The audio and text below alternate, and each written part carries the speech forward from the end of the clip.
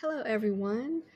Since you all are about to create your own QFocus lesson plans for session 3, from the multitude of primary sources that you've looked at, Katie asked me to share how I found the QFocus for a lesson I created about Typhoid Mary. So my goal back in 2021 was to create a full unit about past pandemics so my students could draw connections to the current COVID pandemic. I didn't have a specific starting place in mind, so I started my search really broad at the Library of Congress with the term pandemics and the photos, prints, and drawings filter because I felt that my elementary students would respond better to a visual stimulus. A lot of great photographs came up, but I wasn't really 100% sold on any of them. So as I went through the results, I paid attention to the search terms and keywords that the Library of Congress uses to categorize items. When you click on an individual item on the right-hand side of the screen, when you scroll down, there's a list of related subject keywords. So while I was clicking through different primary sources, I saw words like influenza, flu, cholera, but when I saw the word typhoid, a light bulb went off and the phrase Typhoid Mary popped in my head. I remembered hearing the story of Typhoid Mary as a kid, and even though I didn't remember all of the details, I knew that this was my hook. So I typed Typhoid Mary into the Library of Congress search bar and got very lucky that there was a research guide with a ton of curated links all in one place, including this newspaper page.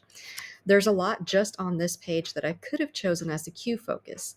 The headlines are provocative, the woman cooking skulls in a pan is intriguing, but my eyes kept getting drawn back to the image in the top right corner.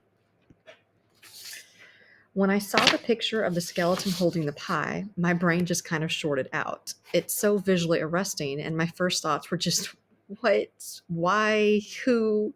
And I knew if it made me immediately ask questions, it would probably make a good Q focus. But I did my homework and clicked on the other links in the research guides and found lots of other pictures of Typhoid Mary, including some photographs of her in the hospital during her enforced quarantine, lots more newspaper illustrations, lots of articles. But I kept coming back to the skeleton picture because nothing else had grabbed my attention quite like it did. I went back to the QFT lesson planning workbook to make sure that my Q focus met the criteria. It's simple, just a newspaper illustration. It was directly aligned to my learning objectives of using primary and secondary sources to learn more about past pandemics. It's definitely provocative. I mean, who doesn't love a good skeleton holding a pie? And it's open to divergent thinking because there's just so much to look at. All right. Some of the questions that my students asked: what is the skeleton holding?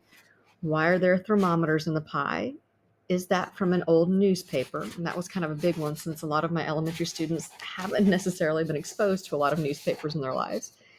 Is the skeleton to show the danger part of the article? Did the person die from the baked spaghetti? Is typhoid fever contagious? Was this a crisis or a pandemic? I knew no matter what questions my students asked about the Q focus, I could weave in the story of Typhoid Mary to build background knowledge and guide them in their research as we looked at some of the other primary sources I'd found during my research process. This was my students' first experience with the QFT, and I was curious how they felt about it. They got really into it and they asked a lot of questions.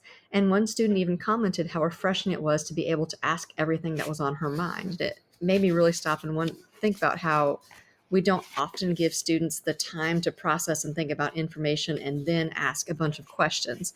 We're usually too rushed to get through our content. So it was nice to know that this process really worked for students.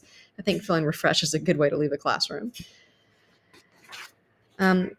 As you can see from these student reflections, my students were engaged with the topic, they made connections to the current pandemic, and they left wanting to learn more about Typhoid Mary so that they could answer their questions.